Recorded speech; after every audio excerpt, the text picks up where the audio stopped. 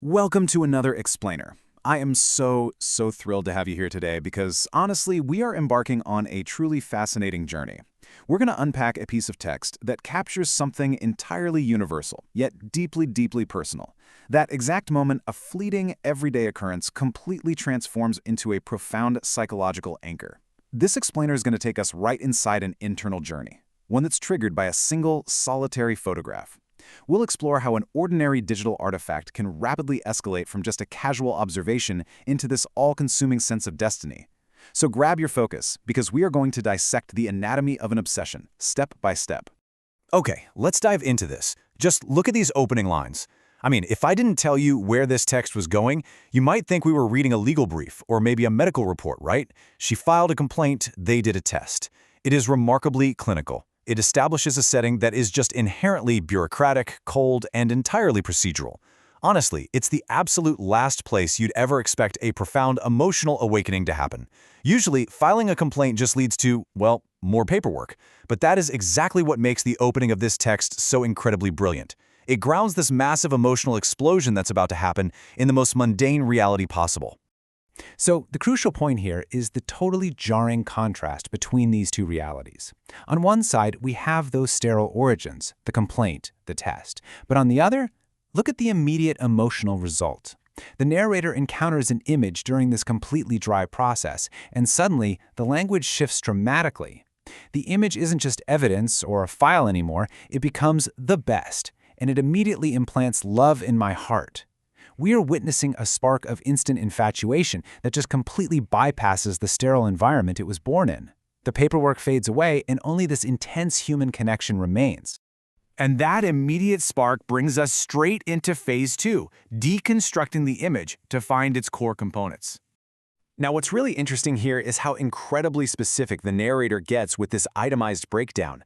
They aren't just glancing at a photo anymore. They are analyzing it, projecting onto it, and basically building an entire narrative from scratch. First, they recognize it's a selfie, clicked by her own self, which immediately gives it this intimate, unmediated quality. But notice how quickly they leap from purely physical descriptions to massive psychological assumptions. She has a beautiful smile and looks cool, which somehow leads the narrator to definitively state she has a happy mind while traveling. The narrator is constructing this complete flawless persona of perfect joy and absolute freedom, and it's based on literally nothing but a few pixels on a screen. And actually, this is the paradox that completely cements the narrator's fixation. I don't know her name, but she looks cool. You see, the total lack of factual knowledge isn't a barrier to connection here. It is the very thing that enables it. Because the narrator doesn't know her name, or her flaws, or her day-to-day reality, the woman in the image becomes a total blank canvas. The narrator is entirely free to project all their own desires, hopes, and idealizations right onto her. She isn't a messy, flawed human being anymore. She is the pure, unfiltered embodiment of cool and happiness. This intense level of idealization forces a massive internal shift, which brings us to phase 3, the catalyst for meaning. Which brings us face to face with this incredibly loaded question. When shall I meet her? Wow. This is the critical turning point of the entire text. The narrator has officially crossed the boundary from casual digital voyeurism to intense, real-world desire. It's no longer enough to just keep the image on a screen. The fantasy now absolutely demands physical reality. And notice, the question isn't will I meet her or could I meet her, it's when.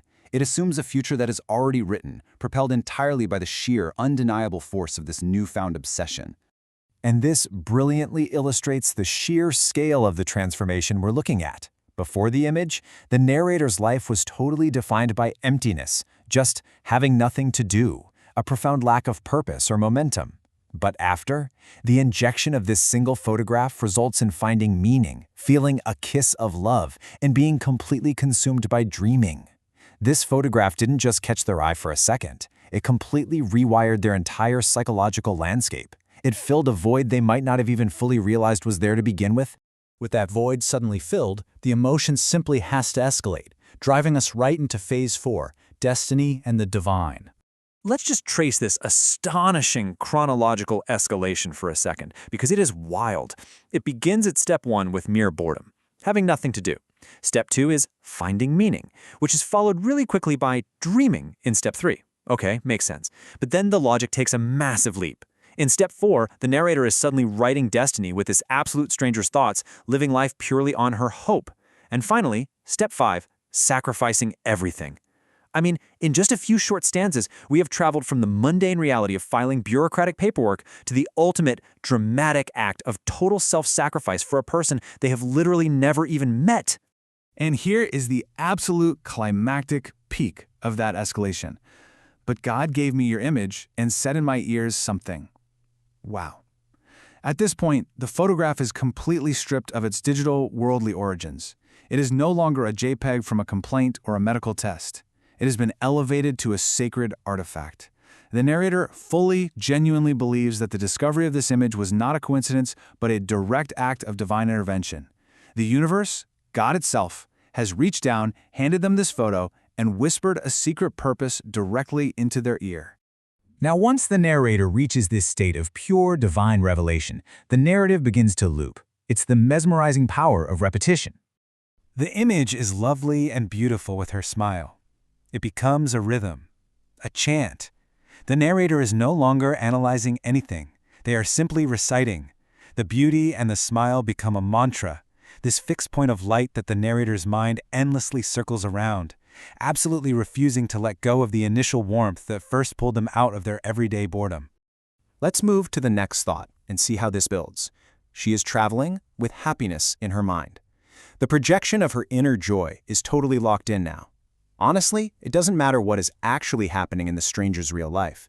In the narrator's universe, she is perpetually traveling, she is perpetually happy, and she is forever frozen in that perfect state of grace. It's almost like a protective spell the narrator is casting over the image. I kept that image with love in my heart. This is it. This is the core anchor. It's the driving chorus of the narrator's complete and total transformation. It is stated here not just as a fact, but as a solemn, unbreakable vow.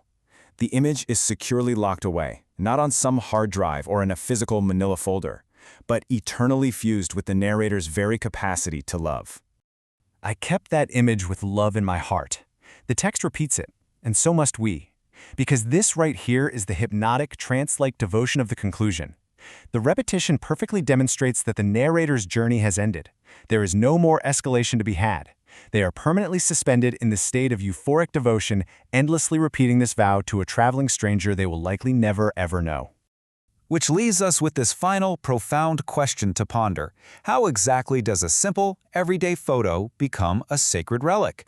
Through this explainer, we've seen how the human mind, when it's desperate for meaning and connection, can seize upon the most mundane, fleeting pixel of a stranger's life and spin it into a grand, divinely ordained destiny. It really speaks volumes about our inherent human need to find beauty, hope, and purpose, even hidden away in the digital files of a routine, bureaucratic test. Keep that thought with you, and I am so looking forward to exploring our next topic with you very soon.